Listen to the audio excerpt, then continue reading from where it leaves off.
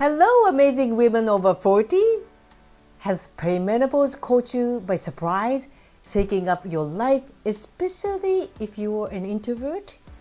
In today's conversation, we're going to uncover how perimenopause can truly catch you off guard and send ripples through every facet of your life, especially if you're an introvert. We are joined by Serena Law, the Quiet Warrior coach for introverts and host of the Quiet Warrior podcast. She openly shares her personal journey through perimenopause and how it has impacted various aspects of her life, from energy levels to mental capacity, mood, networking, business communication, and creativity. So if you're on the outlook for insights and actionable guidance to navigate these unpleasant life events, you've come to the right place. You're going to love this conversation because it will change how you see perimenopausal years with much light. So let's go. Welcome to Menopause Wonders Show. And today I'm super excited because we have a special guest coming, Serena Law. Hi, Serena. Hi, Miyako. I'm super excited because today we're going to uncover Serena's personal journey this year as a perimenopausal introvert.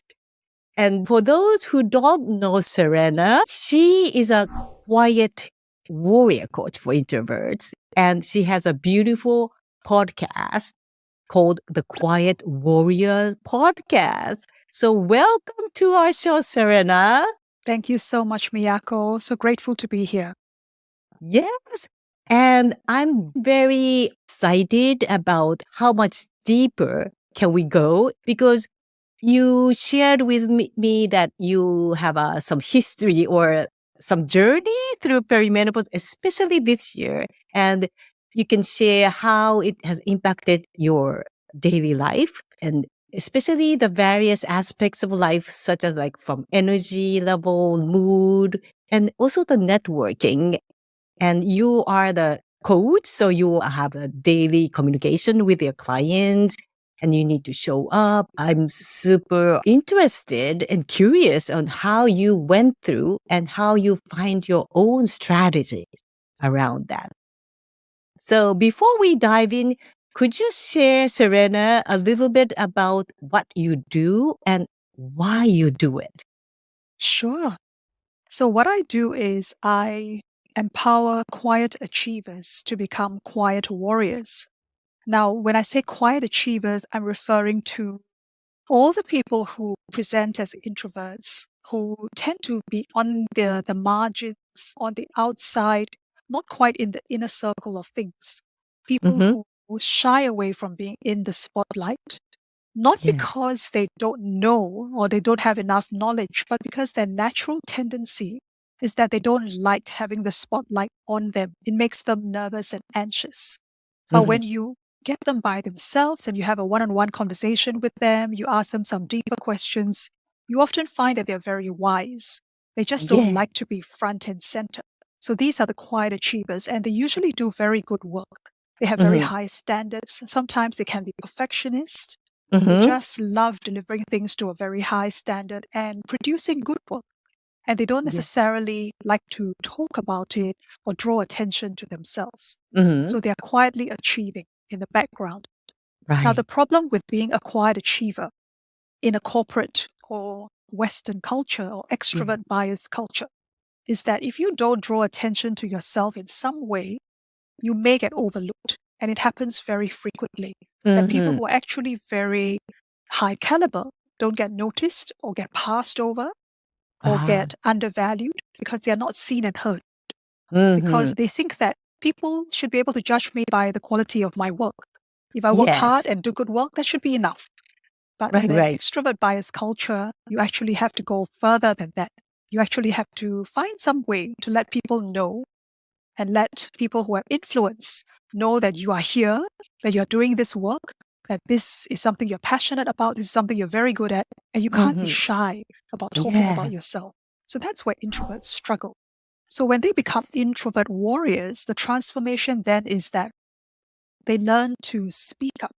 They find their voice, they learn to use it to advocate for themselves, to advocate for other people, and they learn to stand in their own power. So they don't I have to love make a that. loud noise. There's no need to make a loud noise. You can be a quiet warrior. You can be brave. You can be confident. You can be purposeful. And you can communicate good ideas, but in your own quiet way. So you don't have to fake it till you make it, as some people would like to advise other people to do. And I really disagree with that advice. It doesn't work for introverts. We don't like to fake it. We like to be ourselves. But if you feel that you're being judged, then you feel you have to hide yourself. And that's the Yes. problem for introverts. So if you can be a quiet warrior, that means you're combining the best of both worlds. You still stay your own quiet self, but you also learn to rise up, to speak up, to take action, and to be a leader when you need to be. Oh, that's so beautiful because I understand that interpretation of achiever and bring it to the real like warriors, even if they find themselves introvert, is a really natural way to find your own inner strength. You don't need to be somebody else, but what you do is helping them find their own natural, relaxed way of being a quiet warrior. I'm curious, Serena, because when have you find yourself being as an introvert, how you came to find your superpower? Because that's what we are going to share with us. And especially even that will help your perimenopausal years. So that's a really good question. How do I find my superpower? I find it by taking action. And what I found was that for many decades, I was always in search of more clarity. I was always feeling that I'm still missing something. Maybe if I read another book, maybe if I sign up for another course, maybe if I enroll with another coach, another mentor, learn a new modality, I will find the clarity. And then if I have the clarity, then I know what my next step is. Yes. But what I discovered is that if I don't take action, the clarity doesn't come. So I kept waiting and waiting for the clarity to drop into my lap like a gift. And then magically everything will transform. But I found that it's actually the other way around. I got the order wrong. I need to step out first and take action by faith. Even though I don't know what the outcome is, even though there's no guarantee of success, I could very well fail. It could be a flop. The idea may be a really bad idea. But if I don't take that first step, I won't know because then I don't have any feedback. I don't have any data. I don't have anyone telling me this is good, this is bad. And I can't confirm my own intuition. I don't get to test my intuition muscle just by theorizing and imagining and hoping and wishing. So I found that the minute I start taking action, things start to happen. It's like something is set in motion in a very magical way. And then doors start to open, or some doors may close, or people come into your life and suddenly out of nowhere they mention a thing that you were thinking about and they give you a solution that you were thinking about but you hadn't even articulated. You were just thinking about it to yourself. And suddenly this person comes and has a conversation with you and that topic pops up. And then they give you that solution that you were actually looking for. So things like kept happening and keep happening really make me think that there is some magic going on here the minute you take inspired action. So you have to take the action first, and then the clarity will come. That's beautiful because I think at the start of this conversation, you went into the really depth of your inner self growth. But also, I love the fact that you step out, even if you are feeling fearful. And you also talked about when you step out and you get feedback. And even though the outcome is not desirable or what you have expected to happen, but now you are in the level up like a level of overseeing. So I think this is a great first step for even the perimenopausal women who are also having challenges of even like feeling the low energy after you've done those, then how would that made you feel about yourself? What I've noticed is that once I start taking action and that becomes a way of life for me, my confidence naturally grows because I Beautiful. finally connect the dots. I connect that part between my head, which is always telling me the logical and rational thing to Mm, do and wants me to stay safe and wants me to not take any risks, and my heart, which is telling me something else. So mm, when those things are at odds and they're not in harmony with each other, that's where I cause myself internal conflict. And that's where I yeah. get stuck and I can't move forward because one part of me is resisting. Whichever way I choose, the other side of me doesn't agree. And so I can't move. And the energy, of course, will get stuck as well. But when the head and the heart are going in the same direction and they are in agreement, that's when everything flows and everything feels easy. Mm. I recently had a conversation with one of my client and recognized herself as not like an introvert, but she had also experienced a disparity of energy that you just talked about being too much in her brain. Before we get started and move deeper into the perimenopausal issues, for you, Serena, what was your biggest challenges you faced during perimenopause? First of all, I didn't know I was in perimenopause, but then the more I read about the symptoms, the more it started to make sense. Mm. And because for me, I've been having heavy periods for some years, Mm-hmm. I started asking my GP for advice, and then I was given Mm-hmm. advice to get something done to stem the bleeding. And I thought, okay, good. Let me think about that and then I will decide. And then I decided to go ahead with that procedure, but then it didn't help. It was not as effective as what the doctor thought it would be. Mm.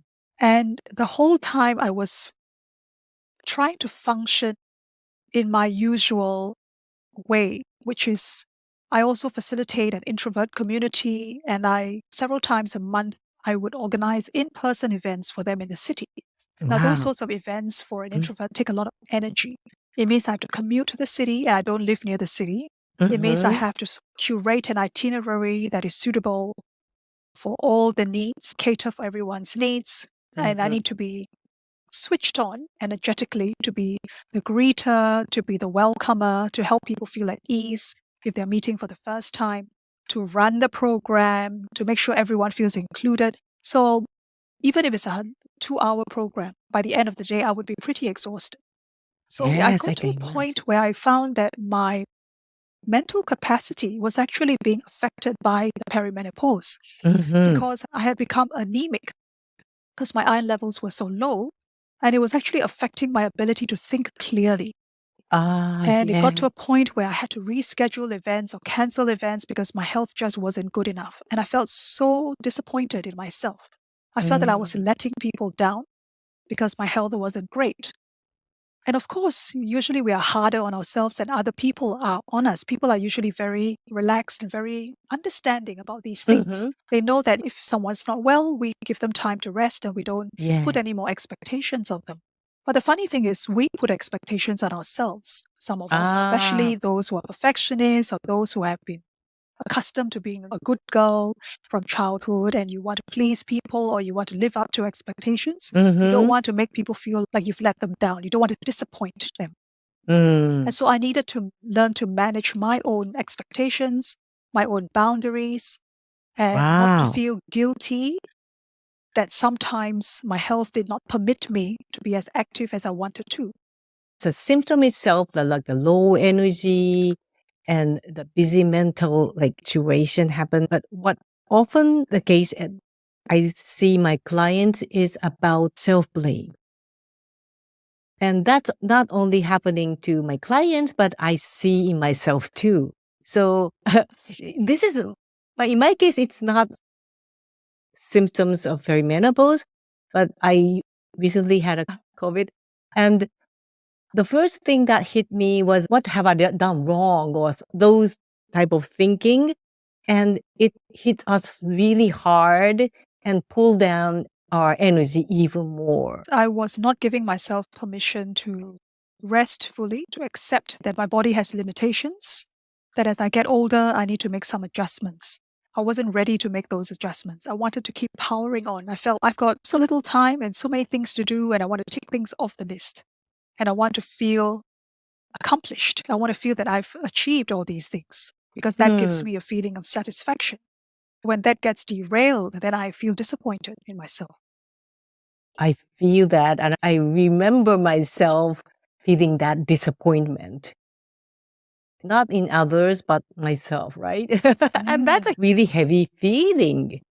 What else have you recognized, especially from the perimenopausal challenges? For me, it's mostly been energy, Mm, the brain fog, which affected my mental capacity and ability to think, right. which made me lose confidence in myself because there have been times it has got so bad that I dissociated while driving. Ah, So while driving even a familiar route, suddenly my mind goes blank. mm, I had lost that sharpness. It was like normally when you are in danger, your brain will very quickly switch into crisis mode and right. it sends all the resources there and you sharpen Mm-hmm. your thinking. You immediately know what to do and your Mm-hmm. reflexes are lively and everything. But mine felt like there was a veil over my brain or my eyes and I couldn't function. I just tried so hard to think and tell Mm-hmm. myself, come back to the present. You need to focus. You need to concentrate. It's very dangerous to keep spacing out like this while you're driving. Keep yourself focused. But I couldn't. I tried everything. Wow. And it was frightening. Yes, I that's almost very had a couple of frightening. panic attacks because I was like behind the wheel, but my body was not present. Like I was physically there, but mentally not there. So Mm. those were very frightening times. Yes, and I also found a lot of women have the similar symptoms of brain fog or forgetfulness. So they left behind some of the important, like a shopping bag they bought somewhere, and suddenly they're gone. And it's what they know is that it's not real me. So something is going wrong, right? Is there anything that you want to share about the unusual experience you had? For me, because there was a bleeding problem, it meant that my daily routine was impacted. And so I didn't feel like going out very much. But then Mm. again, recently I've been studying this year. And so part of my studies requires me to do work placement, which means I have to go out to an organization. I have to spend a Ah, certain amount of time there every day. And I have to be talking to clients and taking part in activities. And so I can't just stay at home. And so for me, that was very challenging because when it got bad, it meant I had to go to the bathroom every hour.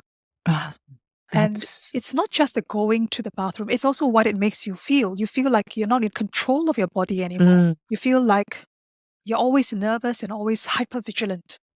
Okay, I've got to make sure I'm always carrying a spare sanitary pad with me, for yeah. instance, because I don't want any accidents. It means I've got to wear dark colored bottoms. My Mm. pants have to be black just in case. Just in case, Things yes. like that. And then everything changed. So I felt like I had less flexibility around my routine. I had to plan everything so carefully with all the backup plans just in case something happened. So it really restricted my movements, but it also Mhm. restricted my confidence. I see. Thank you so much for sharing. You beautifully shared what could happen to our self negative talk. And that would be your today's tips of how you let go of these negativity or self doubt or whatever the scary thing that happening for you in this transitional period. And could you let us understand what have helped you? Maybe like mentally or emotionally? Mentally, I realized that even though I know a lot of the theory around self care and around unconscious mind and subconscious programming and how that leads to my habits, I hadn't actually embodied it. So Mm, I had to learn that my identity is not attached to the current situation that I'm going through. So I needed to change the way I spoke about my condition, the way I spoke about myself, to make sure mhm, they were two separate things. Like just because I'm going through perimenopause doesn't mean that I am a sick person or that I am a person with a challenging health condition. It's more like a bump in the road. I call it a medical mystery because I was trying to find answers. And that made sense to me in a deeper level because when I was a child, I used to read a lot of Nancy Drew detective stories. And so I felt that I was like Nancy Drew. I was trying to figure out this mystery of all these things happening in my body. And I wanted to understand it better. And I continued looking for answers in books as well. If friends recommended me a podcast or a book or an author or a speaker, I would go check those things out. And so I was taking on new information all the time. And I was open to all possibilities and to learn from whatever information I can find that I wasn't aware of. And so bit by bit, I started making some changes to my physical lifestyle as well. I started working with a naturopath. I had my GP, I have my gynecologist. Started working with a chiropractor because then I developed some symptoms of neck arthritis. And that also added another layer of restriction in my daily life. I've got all these wonderful people on my team now helping me to regain my health. And that makes me feel very grateful. As we are all working together, it's a collaboration. And I decided that I would take seriously all the solutions, all the suggestions, all the recommendations. Because what I used to do previously with that, my head would say, yes, I know these things. Yes, I know this supplement is good for me. I know I need to take more, let's say, omega-3, or I need to eat more healthy fats, or I need to eat less processed food. And then I would be yes with the head, but my body would carry on in its own merry way. And whenever I feel like eating those things, I would eat those things. And so I realized that, hang on, if I want to be coherent, head and heart and body and mind, spirit, everything into one whole that makes sense to all of me and works properly, then I have to take these things seriously as well. I can't be playing and trying something in a very half-hearted way or not trying it properly, not implementing properly, or giving up too early. And so I've made some substantial changes to my diet. So my naturopath would tell me, okay, you need this amount of grams of protein every day. You need to stop intermittent fasting. You need to eat breakfast. You need to keep your blood sugar stable for all these reasons. And then I learned all these things about estrogen and progesterone and all the rest of it and how the hormones have to balance. And while I haven't quite grasped all of it, I know enough and I know what I need to do differently. So I said, all right, I am that person who will do those things. And so I started. And I just went like cold turkey, and straight away I started eating the breakfast properly. I started paying attention to the protein and all the other things that my naturopath says to do. And I've seen the changes. I've seen some changes already. I'm already feeling much better. Yeah. And meanwhile, everything that the GP and the gynecologist have said to do so far, the tests, the scans, finding the answers, we've done all that. And then we'll just follow along. In the meantime, I also look online to see what other people are experiencing who are going through those same sorts of symptoms and what they recommend. And then I think the most important thing is to be willing to ask for help. That Yes. means to be willing to let people know, hey, I'm going through this challenging time with my health. I've got these perimenopausal symptoms. Do you know anything? And amazingly, I've had like within days of just talking about it very casually, all these wise women who are older than myself and have been through it have started sharing with me their natural remedies. And so I'm trialing those natural remedies as well. Right. And so to me, all wisdom is divine wisdom when it's shared with this kind of intent to help somebody else. And so I'm willing to try everything and see what works for my body. That's so beautiful. And first thing I want to really emphasize what you share is that you don't need to change your identity, meaning that you are you. And during that special transitional period that women experience, and it depends on person to person. So every woman is different. But what you're going through is separate. So you acknowledge the symptoms or challenges you're going through, and you take some of course, action and you're looking for solution, but your identity is here regardless of whether you are experiencing a brain fog or whatever. So you are here. Have you also found yourself doing some of the physical thing? You talked about chiropractic, but what has helped you physically? Yes, so the chiropractor has prescribed certain exercises that I need to do every day. And Right. every time I go, he will ask, "Oh, how is your exercises coming along? Are you doing them?" Yeah. And I'm always very happy to tell, yes, I've been doing them. And of course, he can tell just by the mobility whether I'm doing them properly or not. But the other thing is, I've made sure I go out into the sunshine. I Mhm. make sure I go for a walk as much as I can. There was a time when, because of the brain fog, I was even afraid to walk around the block because I Ah, felt so yes. unsteady on my feet. And I Right, didn't right. trust myself just in Mhm. case I fell over or something. It was that bad.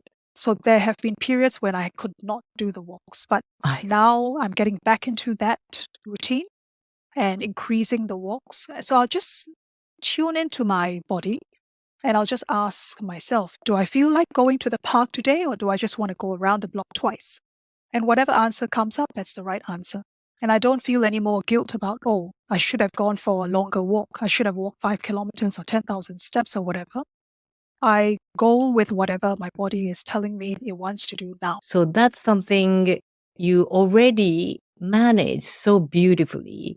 And I think many women still have, okay, how can I set that boundary? Or how can I be present in the networking, even while doing those unexpected challenges coming? Is there any other tip that you can share? I think it's to give yourself grace and acknowledge when your energy, your headspace, you just can't do those things. Because when I go networking, it takes up a lot of mental energy. I have to talk to people. I have to make small talk. I have to listen carefully. I have to ask questions. There is a lot of interaction. And that Mm-hmm. takes up a lot of energy for me. And of course, I need physical energy to drive there and back as well. Only lately, because I feel like my health is improving, I am getting back into the networking space. But I also make sure before or during after that I conserve my energy properly. So if I know I'm going to be out for 2 hours, then when I get back, I will have a nap.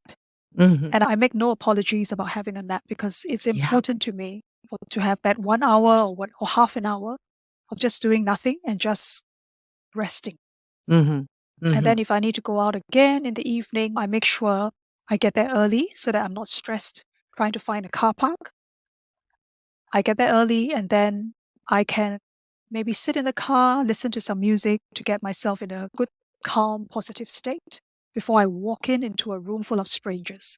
And the other thing good about going in early is that I can say hello to the organizer. I can Yeah. introduce myself because they have time to do that. But when it gets crowded, there's no time.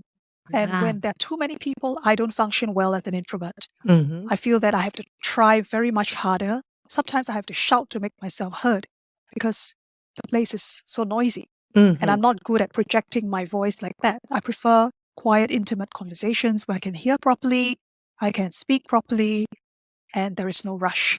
So I set up the situation, the environment for myself in a way that works for me as an introvert. Wow, this is amazingly like inspiring because you give yourself grace and you found yourself being kinder to yourself without comparing your past self.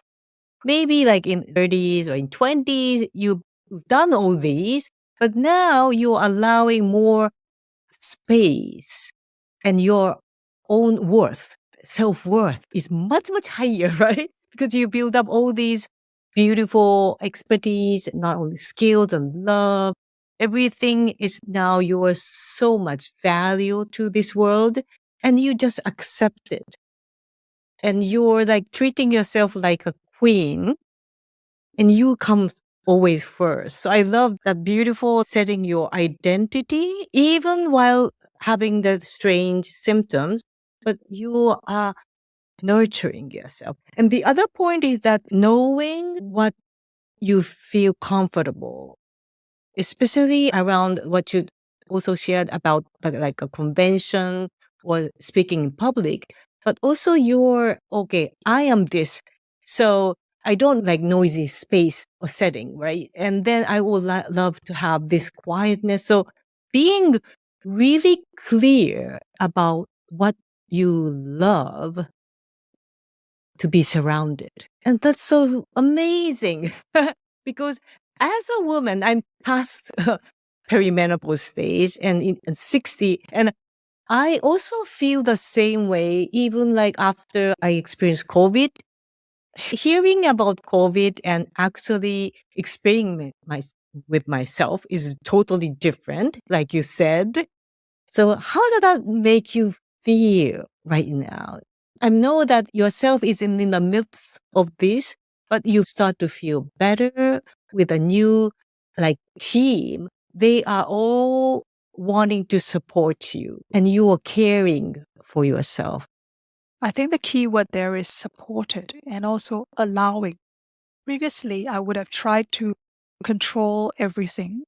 I would have tried to find answers by myself, and I would not be very open to receiving help because I probably grew up believing or being taught that you should always be self reliant, you shouldn't trouble anybody, you shouldn't inconvenience other people, and therefore you shouldn't ask for help. And Mm-hmm. also, asking for help when I was growing up, it was like a sign of weakness. Because you're not mature Yes. enough or you're not competent enough to take care of your own problems. You trouble other people, and then other people have to help you with your problems. But now, Right. what I'm seeing is life is a cycle of giving and receiving. There Yeah. are times when we need a little bit more from other people, and we can ask and we can receive with gratitude. And then when we are in the position to give, we can give generously. And that keeps the cycle going. I didn't understand that before. I was always very transactional and very conscious that I Mm. don't want to take more than I deserve. But Yeah. now I'm thinking we all Get it. deserve to be lifted up, to be encouraged, to be helped in our time of need. And if we are good people, we would want to reciprocate. We want to be in a position to help other people. And you can't serve from an empty tank. And I've learned that the hard way. So when my supplies are low, my resources are low, I allow myself to receive the help by asking for it and letting go of how exactly it shows up. And then when I'm topped up again, and when I'm feeling replenished, then I can continue my life work of giving and making a positive difference without burning out and Yeah. without losing my empathy, my compassion. Helpers, they say, always have a danger of suffering from either burnout or compassion fatigue Right. because you give and give and you don't receive. So you're not Mhm. being nourished yourself. And so at some point, your tank is going to run empty. So I think it's important to keep ourselves topped up in order that we can continue giving sustainably. This is like a wisdom of life. I love this because I also think about this perimenopause stage or menopause stage, especially like we are gifted women, and it's only that women can experience. Like some men experience menopause recently. It's a very totally different scenario. And I think the beauty and longevity of women is that they also have a season of life and this like maybe the fall stage and have a beautiful winter coming. And we are getting ready for our next level, maybe spiritually, mentally, emotionally, physically, and to serve in the longer years, feeling more satisfied about yourself, about your environment, the people you love, you help. And this is so beautiful, I should say. And that deeper reconnection with yourself is so much gift that you received already. Could you share something more about what you are excited now? And knowing what you now know, how would you like to see the next year? We are close to 2024, but what you are expecting to see more of about yourself or your work? I'm seeing new possibilities and new opportunities, new collaborations and partnerships, letting go of some things, taking on some other things. And I'm actually very proud of how I've navigated 2023 and what I'm very close to accomplishing. And I constantly remind myself that I'm closer and closer all the time to those goals. And I think when we start to embrace the identity that we are good enough, we are loved, we deserve to be here, we deserve to be supported, and learn to love ourselves so deeply that even in our worst moments, even when our health is not great, when our brains are not working and we're worried about losing our mind or losing our business or losing our words, we can still love ourselves and we can still be gentle and kind to ourselves because we know this is not all that we are. We know we're Yeah. capable of so much more. And also to trust the process, trust life, trust that things are working out, and really to pay attention to the words we say to ourselves. So Yeah. if we are constantly saying, complaining, or focusing too much on our challenges or our illness or whatever we're going through, we don't make room for new possibilities. So I've been reading this book by Dr. Joe Dispenza called Mm. Breaking the Habit of Being Yourself. Mm. And he talks a lot about the difficulty we have with staying present in our mind and body because most of us are either in the past where all the regrets and the mistakes and the failures live and we keep recycling those stories, Yeah. or we are in the future and we imagine the worst case scenario, and which then gives us a lot of stress and anxiety. The pendulum is always like swinging between the anxiety of the future and the regrets of the past, and that's not a good way to live. What we want to be is fully in the present, and in the present, that's where the possibilities are. And there's a lot more in that book about quantum physics and the quantum Yeah. field, which I'm trying to understand, but it's very exciting. And I highly recommend it for anyone who wants to expand their mind and get the different outcomes. If you've tried everything else, you've done all the work, it's not working out. It could be that it's the way we think and the way we feel. Our thoughts and our feelings, they affect each other. So we need to be very mindful, very conscious of what we are speaking into existence and how we are allowing our emotions to control us. Yes. So we can put the link of the recommended Dr. Joe Spencer's book. And the beautiful thing about what you shared, I think, is that you are living that wisdom.